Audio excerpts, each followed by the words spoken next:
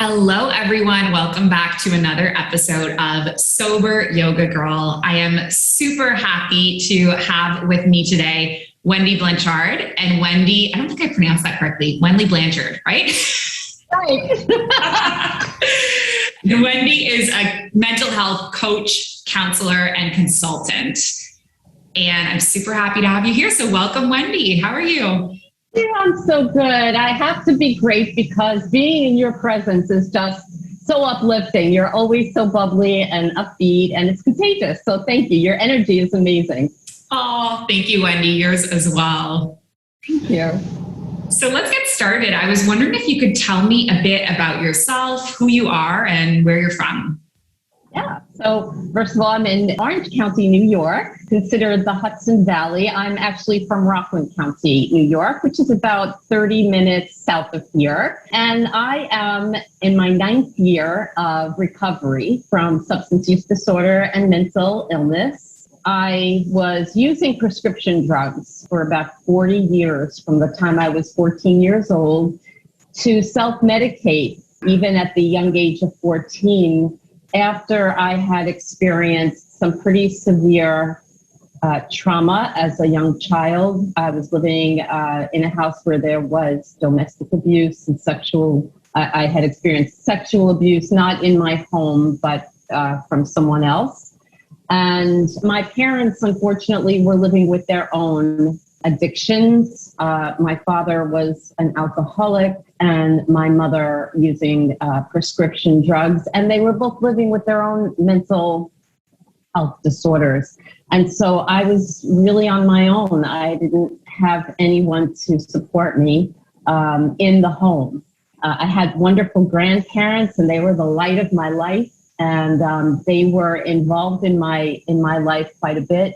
And so I'm very grateful for that. And this has been a long journey for me, and I can't wait to share this with your listeners and with you in the hopes that I'm going to, put a voice and a face to a disorder, substance use or alcohol use disorder, so that we normalize these disorders, because these disorders are mental health disorders, and they are actually listed in the Diagnostical and Statistical Manual of Mental Disorders put out by the American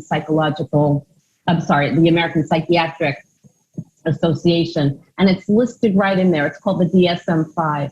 And so we want to normalize these disorders. We want to have an ongoing dialogue, and we want to bring it to the forefront because there are millions of people living with these disorders. And they're living in shame, and they are in fear of talking about it because of the stigma. And my voice and my work in the field, and I do a lot of work in the field, I'm hoping that this is going to open up the dialogue and free so many people from living the way that I used to live, in fear, in isolation, with my pills, with my mental illness, and nearly dying in early 2013 from an overdose of those pills. Wow. My goodness, Wendy, you've been through so much, and I honestly just got shivers just thinking about, like how much you've overcome and how much you've been through to get to this point where now you're like a lighthouse for others. It's inspirational. Thank you so much for that. I really appreciate it. And, just want to say how much you're my second podcast, but I'm so thrilled that I have these venues, these large platforms to have these conversations, because when I was living with my addiction and mental illness, people hushed it, right? We weren't supposed to talk about anything like this. But the truth is, it's a real brain disease. And the great news about that is that it's diagnosable, treatable, manageable, and you can live an amazing life, not only thriving in your own life, but being of service to the millions of others out there that are still living with this and need us to be their voice. And so I really am so grateful to you for giving me this platform to talk about this, because I believe we're going to be able to help a lot of people here. Yeah, I completely agree. So tell me a bit about how you started using prescription drugs. Yeah.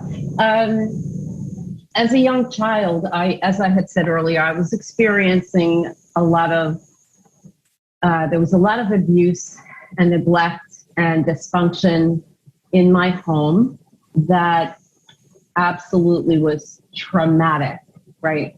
No child, nobody should be made aware of such behaviors in where it's supposed to be our safe haven in our home, our soft place to fall.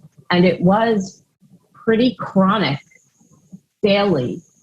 In the years of my own recovery, I have learned great empathy and compassion for my parents, right? Because they were very unwell. And I know they didn't mean to hurt my sister and I, but the fact is that is exactly what happened. And so I was experiencing at the time severe endometriosis, which is a medical condition that put me in the hospital.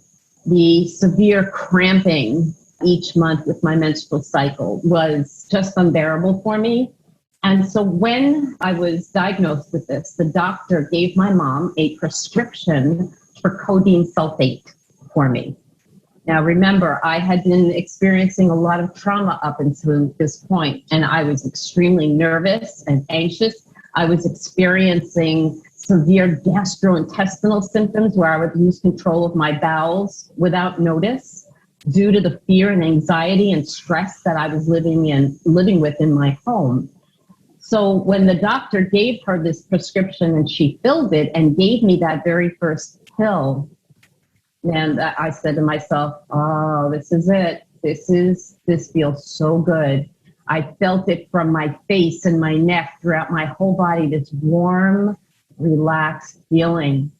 And even at age 14, I had to grow up pretty quickly. So I was pretty aware of my body and what was going on around me. And I realized that was going to be what was going to give me some peace from not only these severe cramps I was experiencing monthly, but daily from the trauma that I was experiencing and the abuse and the neglect that was going on within my home and outside of my home.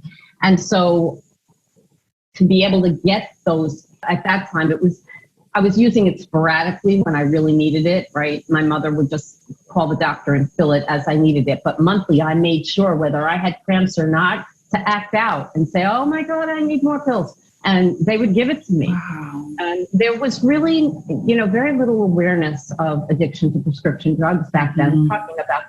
I'm 63 now, so I'm talking decades ago when I was 14. So nobody really questioned me ever. When I got older and I had my children, there was a doctor that questioned me and he wouldn't refill a prescription. He said to me, I think you're addicted, but he never intervened. He never offered resources. He never asked me what was going on. And I understand, he never felt safe enough, maybe within his knowledge. If I ask her and she says, yes, where am I going to send her? What am I going to do? Yeah. So there wasn't enough information and resources out there for me. And so I continued to use those pills, Alex, over the next 40 years until I was 54 years old. I found a doctor, I don't remember the year it was. It's very blurred, but I was 54 when I went into treatment. And I would say about 13 to 15 years prior, I saw how my life was unraveling. And I found what he called himself an addiction psychiatrist. And I began going to him. Immediately, he diagnosed me with PTSD, which is post-traumatic stress disorder. And it was manifesting itself physically and mentally within me. And again, I was complaining of a toothache, an earache, cramps, a stomach ache, any little thing I could, because he was a doctor that was prescribing very, very easily. He began prescribing without treating me for the PTSD in excess of 2,000 pills a month during those 13 to 15 years, which I was taking. And in early 2013, I took an overdose. When you take that much medication, controlled substances that are numbing your body and your mind, after a while, you need to take more and more to get the same results. And all I wanted to do was be high so that I really didn't have to acknowledge or deal with all of the trauma that came before those years. And so I really wanted to die.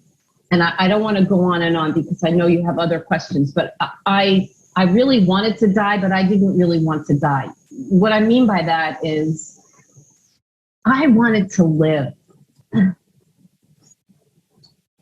Excuse me. I just didn't know how. I was so unwell and I didn't know who to ask for help because there was such a stigma. And I was so afraid of what my family and my friends and my community were going to say when I finally spoke my truth. So I just kept going on all of those years, pretending to be physically ill, which, by the way, those pills caused very frightening, real, a blood disorder. It triggered something called lupus, which is an autoimmune disease. I really did become physically ill. And the more pills I took, the more unwell I became. And so it was very hard for me to know, how do I get out of this? And I know you're going to give me an opportunity to tell your listeners, finally after that overdose, when I awakened, how it was that I was able to come out of it and not only live, but thrive now in my life and serving others. Yeah. Tell us. What was the turning point? Yeah, the turning point there was my children had grown up and moved out. And by the way, I just want to say to my children, Matthew, Nicole, Olivia, Sarah, that they experienced so much in their lives due to my addiction as their mom. It was so profound, had such a profound effect on them. And at that time, I only had one grandchild, Rosie, and now I have a brand new granddaughter, Harper. And at that time, they were watching me slowly dying. And they were terrified, and nobody could help me, and nobody would say a thing to me. Once in a while, I would be asked by my ex-husband or by my mother, do you think you have a problem? Are you taking too many pills? Are you addicted to these pills? And of course, in addiction, we get very defensive and say, no, how dare you? Right. In not feeling safe in speaking my truth, I took an excessive amount of pills. Years after, someone in my family came right out and said, and not knowing that I was addicted, this person thought that I was just very unwell and slowly dying, and said to me, don't you realize what a burden you are to your children and to all of us? And so in 2006, this is 7 years before I asked for help, we made an agreement that I would take my life, that I would die by suicide, to put everybody else out of their misery and quite frankly, to put me out of mine. It seemed like the only solution at the time. And so we said our goodbyes. I wrote letters to my children. I gave those letters to this person to give to my children. This person went into the living room to await my passing. I remember just laying there and realizing how crazy this was, how my children would never recover from this, me taking my life intentionally. And I couldn't do it. Fast forward to 2013, in early 2013, when I had that overdose, I just continued taking these pills and taking these pills. I just didn't know a way out. I couldn't see a solution. I guess I was waiting for myself to pass naturally from a heart attack from all these pills or whatever my organs were, in fact, shutting down. And I overdosed. And when I awakened 2 days later, nobody was around. My children were out of the house. I was going through a divorce, and I awakened after 48 hours. And I remember coming to and looking around and trying to understand what had just happened to me. And the TV was still on, and I realized how much time had gone by. I remember laying there and saying, I'm not going to curse, I'll use a different word, but I remember saying out loud, holy crap, I'm alive?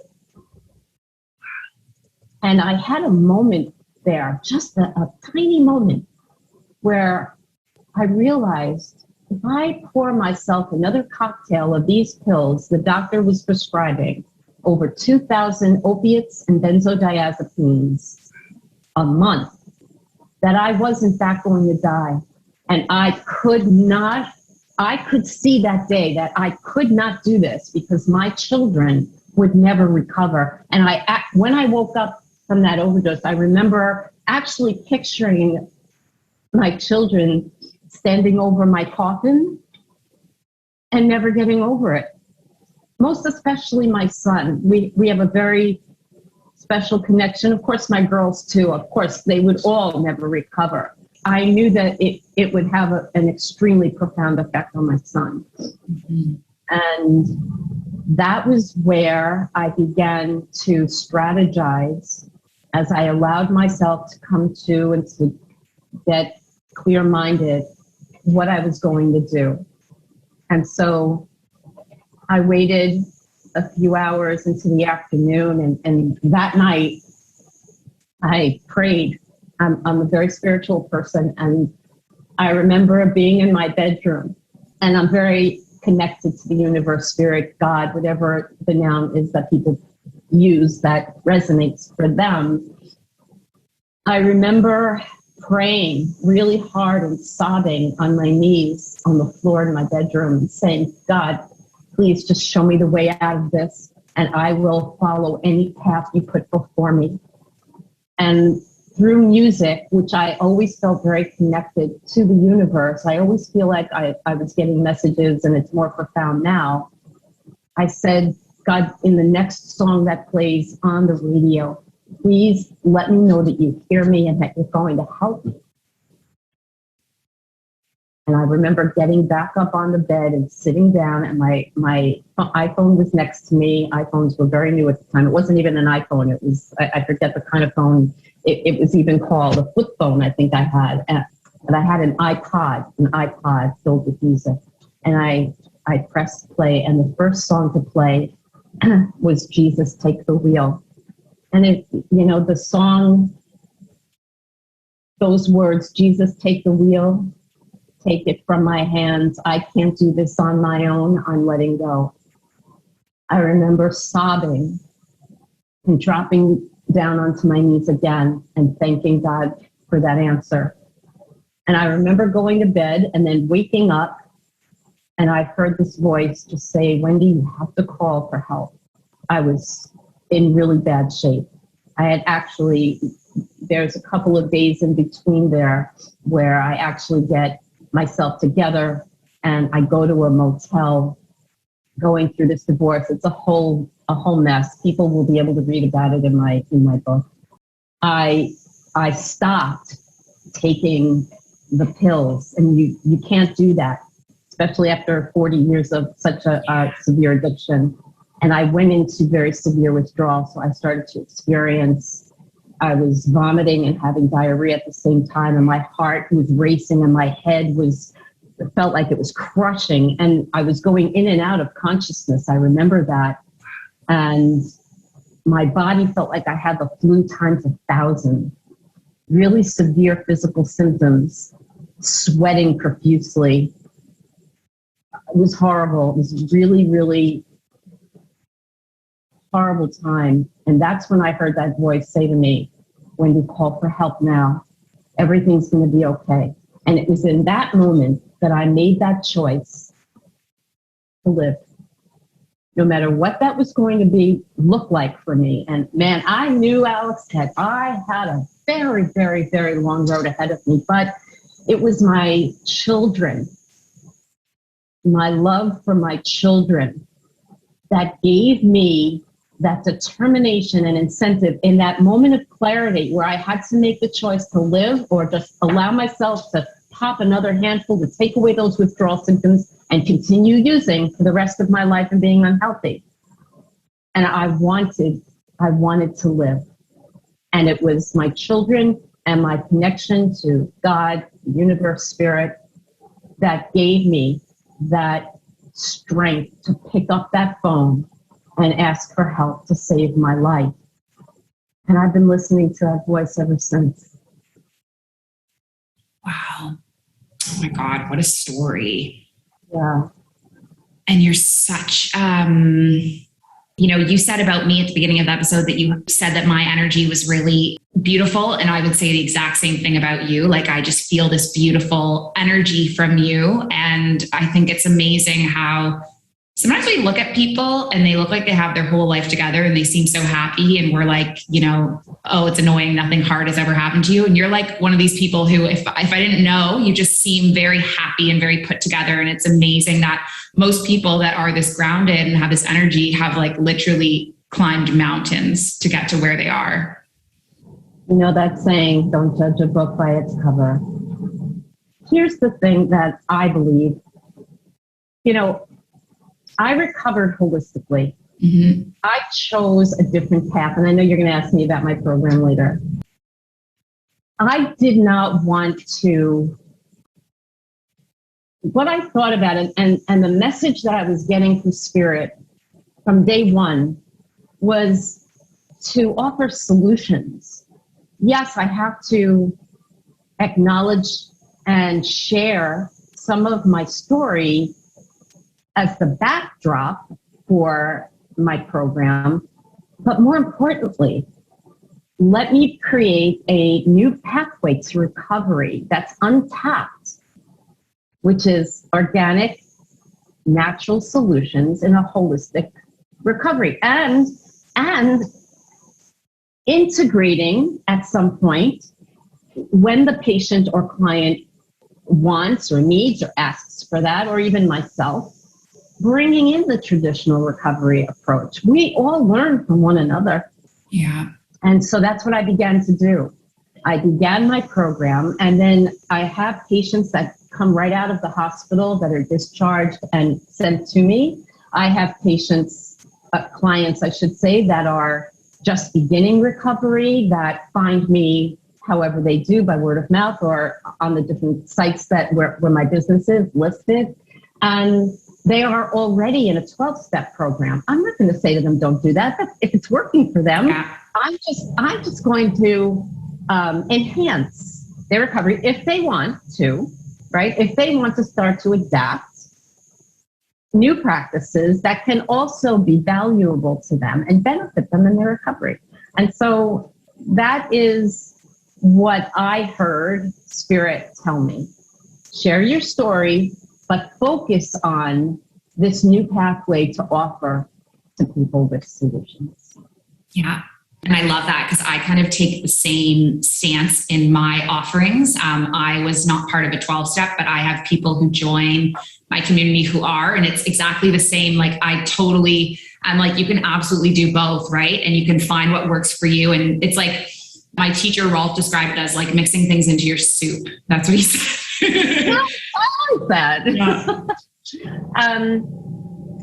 Yeah. I just want to say that I did not recover with the 12 steps. It didn't resonate with me. Yeah. And that's fine. This is why I found and created what I did. I had a client come to me on Friday, and the moment she showed up, I could see the profound fear and devastation in her eyes as she explained to me that she had, quote unquote, fallen off the wagon. Going into a relapse or having a relapse, or this is what I want to say about that is this is all part of this disease. Mm-hmm. You know, when a person has cancer and they go into remission, and then at some point they may present again with symptoms, we don't shame them. A person doesn't show up and say, which this woman did, I'm so sorry that I fell off the wagon. Yeah. We have got to change the language. We have got to normalize this, as I said earlier. We have got to let people know it's okay. You didn't do anything wrong. It's the nature of the disease. And stop beating people up and stop beating ourselves up if that should happen. We take that as a lesson, we get back up, and we start again. No judgment, no self-judgment, and no judgment from anyone else. Nobody will ever recover that way. And I really want to get that out there. We must change the language to a strengths-based model where we all have mental health, right? It's on a continuum. And as I said earlier, that substance use and alcohol use disorder is listed in this manual by the American Psychiatric Association as a mental illness. And just like any other disease, it's subject to relapse. Yeah, absolutely. So tell me about your program. What inspired you to create it? What are the elements that make it up? Yeah, so it's called My Wellness Approach to Recovery. It's going to look different for everyone. I sit in the belief that inherently we all know what we need to heal. And it's going to look different for everyone, and it's going to change over one's lifetime. And that's going to depend upon, how we're feeling. It could be a biological factor that may spike our symptoms of anxiety or depression or anger or rage or whatever we're feeling. It can be an environmental factor, or it could actually be how we're practicing or not practicing self-care. Right. So all of these are holistic, natural and organic tools and strategies. I have a million of them. So when I started my recovery, I went away to two rehabilitation facilities. I've always been an amazing cook, and I've always been an amazing baker. And I was always interested in exercise. I always exercised, even in my addiction. And so the first facility I went to started teaching us how to cook healthy, how to use whole foods, how to not use or ingest anything with gluten in it. That's another talk that I do on the gut-brain connection, but is an unhealthy toxic substances for humans. We have a terrible time trying to digest that. And sugar and cow's milk and processed foods and all of these wonderful lessons. The chef at the facility was doing a weekly class for us. And since I love cooking and baking, and it's actually one of my self-care practices, I soaked in every bit of it. And I was thinking to myself, I need to find a way to manage my symptoms of severe anxiety that I still have to this day. By the way, I haven't had any controlled substances for my symptoms since I began my recovery. And that's not to say people are going to need medication. Absolutely. Long-term, short-term, going to a treatment program, having someone like me as a holistic health practitioner guiding them, going to a hospital longer or short-term, whatever you feel you need to heal, do it. Right? So I began to think to myself, how am I going to manage my own symptoms? This is 9 years ago now. And live a healthy lifestyle that is sustainable. And I'm going to be able to really live and practice, and it's going to keep me healthy, give me longevity, and that I could actually share with others. I've heard a lot about holistic health, and so I began to research. Once I researched, I hooked up with a functional medicine physician, which is a physician that treats the whole person, body, mind, and spirit. I was led to a physician of that nature who was amazing in getting me back on track, body, mind, and spirit. And then I said, I tried the 12-step program. It didn't resonate with me. One of the things that I guess bothered me was that we are not defined by this disease. It does not define who I am because I live with a substance use disorder. And when we sit in a meeting and say, I am an addict or I am an alcoholic, that defines a person, and I won't have that in my life. Yeah. So on a cellular level, our bodies hear with everything that we say and think. We're trapping that in ourselves. And then it's a negative connotation. And so I'm just going to keep living that every single day for the rest of my life. Absolutely not. I won't do that. So I wanted to create something that was going to be healthy and sustainable. And I just I went back to school, an English professor and a reading specialist teacher. I still do that gig now while I'm building my business. But I went back to school and got my certification in holistic health counseling. And then I began working for the Mental Health Association here in New York, creating and providing mental health and wellness trainings and workshops and seminars, and going into the school districts and training the students in mental health and the teachers and the administrators and social workers, psychologists. I got certified by the New York State Office of Mental Health as a peer specialist, as well as the Suicide Safety Prevention Center of New York State and the National Council for Behavioral Health. So I started getting all of this work under my belt, and then training first responders, family universities, families, explaining to them and giving them their trainings on mental health and wellness. And it just started to ripple out to the community with my business, working one-on-one with clients, as I said earlier, and patients that are sent to me from the behavioral health unit or the detox and recovery unit from our local hospitals. And it's all about sitting with that person, having a dialogue, meeting them where they are, and then guiding them from there using what resonates with them, using these healthy practices that I implement into my program. It's all about having an awareness. You have to have that awareness that I need help, I want to get well, and be willing to do the work. It's a lot of hard work. Mm-hmm. Recovery is, not for the faint-hearted, I always say. It is hard work, but man, it's so worth it. It's so worth it. I love my work. I love my life. I am very blessed to have built this program where so many people are interested in healing through this new pathway, or, as I said earlier, integrating the traditional pathway and my pathway. And, we work week to week, one-on-one in my private practice, meeting that person where they are and guiding them from there.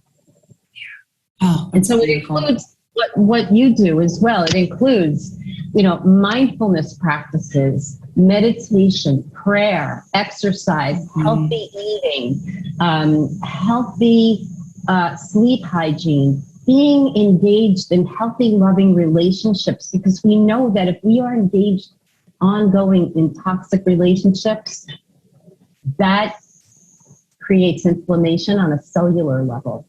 Right. And the thoughts that we think ongoing, if we're constantly stressed in a stressful situation, we're constantly angry or anxious, that too, we know scientifically, we've learned that will cause inflammation on a cellular level. So having healthy, loving relationships, healthy environments.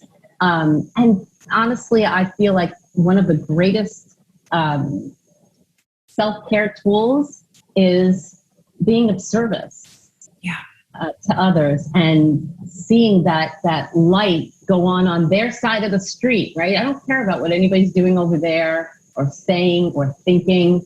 I want to focus right over here on my side of the street and brighten that side of the street. Then it will ripple out over to that side and to the community and into the world. And that's really what my program is all about. So beautiful. And, hearing you speak about it, I'm like, we're just so on the same page. Like the whole thing of like walking into a room and saying, I am an alcoholic, that just did not work for me, because for like you, like I have a mood disorder, and for so many years I thought of it as I am this disorder, and it's ridiculous to me because it's like I also have psoriasis, which is a skin condition, and I never was walking around as a kid being like, I am psoriasis, right? I have psoriasis. There's so many other things about me. I'm creative. I'm an artist. Like there's so many other things, and this one illness does not define me. And that was my thing against, I didn't want to be saying that every day. I'm an alcoholic, right? Because now I don't identify it. Then the only reason why I identify with my sober journey so much is because it's literally my work, and I am sober yoga girl. But you hit a point where you have moved beyond that, and that is not who you are. And so I really resonated with that. Thank you. To me, we learn when we are studying how our thoughts and our environment affect our physical health. Yeah. And there is a direct correlation between our mental health and our physical health. And if we are experiencing mental illness or mental health challenges or disorders, that is going to manifest in our bodies physically, and vice versa. If we are experiencing something physically ongoing for a really long time, it can also cause us to develop a mental health challenge. So we really have to be careful the way that we're thinking and the way that we're teaching about this disease and disorders, because we want to, again, I said this earlier, we want to come from a strengths-based model where we recognize that we all have mental health. It's on a continuum, and depending upon what is going on within us and around us, in our world, within ourselves, at any given time, for any given reason, on any given day, we're going to move along that continuum.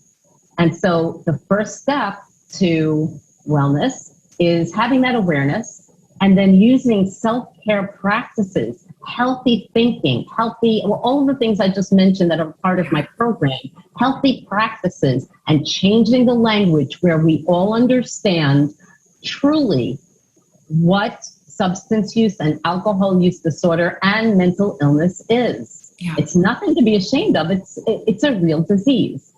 That's why we have to be very careful about how we are defining this disease. I absolutely agree with you. Yeah, absolutely. So I have one last question for you. If you could give any advice or any wisdom for someone who wants to start a recovery journey, what wisdom would you give? So I would say, I've shared with you before we went on to record this, that I always, my book is called Write, Pray, Recover, A Journey to Wellness Through Spiritual Solutions and Self-Care, which is coming out in December. I can't wait. I'm very excited. It's been years that I've been writing this book. And so I was sharing with you earlier that before I do a speech or talk or a podcast, I always ask Spirit to show me what I need to know to help another person through my words today. And so I picked up my book and I opened up to a page in the book. And if it's okay, this is what absolutely I opened up to. And then I'm going to just give a few short tips. So, of course, a person has to be willing to take on the challenge of recovery with the realization that working to overcome an addiction and the behaviors that manifest in the disease is hard and challenging. You have a choice. You can be complacent in the dark by yourself, living an unhealthy and unhappy person, making excuse after excuse that woe is me, I'd rather live in my comfort zone. Or you can be honest with yourself and be humble and assertive and aggressive in overcoming the symptoms of this disease. This involves asking for help. That's your first step. Saying your truth out loud, asking for help, and then taking action by making sustainable lifestyle changes that will offer you a successful lifelong recovery, an opportunity to thrive, and to live a fulfilling and exciting life. This is a slow process, a lifelong process. And at the beginning of my recovery, I remember my son saying something very simple but so profound. Slow and steady wins the race, is what my son Matthew said to me. And he was absolutely right. So I would say another part of the book, at the end of my book, I have self-reflection questions, daily reflection questions. Self-reflection is essential for one to evolve. And certainly in recovery, that's what we're going to do. We're going to learn, we're going to grow, we're going to evolve if we're willing to put in that work. So at the end of each day, I always encourage my clients to assess themselves. And it doesn't matter how many mistakes we make. It's about being mindful of the lessons that we're learning and the opportunities that we're blessed with, which allows us to grow and to evolve. And how we interpret its meaning is subjective and personal. It has nothing to do with anybody else. This is our journey. And then asking spirit or God or the universe, whatever noun resonates with you, in prayer and meditation to assist us in interpreting the meaning of each lesson. Self-awareness through self-reflection is a roadmap to our higher selves, to our best selves, where we continuously strive to connect with the universe, God, spirit, and where we achieve inner peace. And so the questions that I would just, you can all get this from my book. And actually, if you go to my website, writeprayrecover.com, WRITE, prayrecover.com, the questions are there in a blog. But when you are experiencing a trigger where your symptoms start to escalate, you want to stop. You want to pause.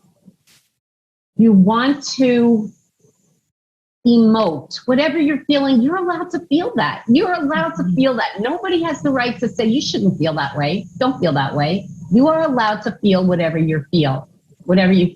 And then accept it. Just accept it and allow yourself to go through those feelings and emotions, however long it takes you. Don't ever put yourself in a little box on time constraints. It's been 9 years for me. I'm still experiencing remnants of the trauma I experienced as a child that led to my addiction. And then rest. Take some time, peaceful, quiet time, and rest. That is in my program called SPEAR. Stop, S-P, pause, E, emote, A, accept, R, rest. And ask yourself, what is going to bring me wellness and peace in this moment, in this situation? What can I do to communicate more effectively in this situation so that I will be heard, that I will be embraced? What is going to be a win-win for whoever is involved? And how can I honor myself in my recovery in this moment? How am I going to honor myself, my truth, my wellness, my life in this moment? And how can I validate that in feeling? Oh, that's so beautiful. Well, thank you so much, Wendy, for being on the show. I really appreciate everything you shared with the audience, and I'll provide all the links in the episode so that if anyone is interested in learning more about Wendy's book or Wendy's programs, you know where to find her. Excellent. Thank you so much for having me and for giving me this platform to speak to your listeners and to really get the word out that we all have mental health and we're all here to support and love one another through this. Thank you, Alex. Love that. Thank you. Take care, Wendy, and I'll see you soon. Bye. Bye.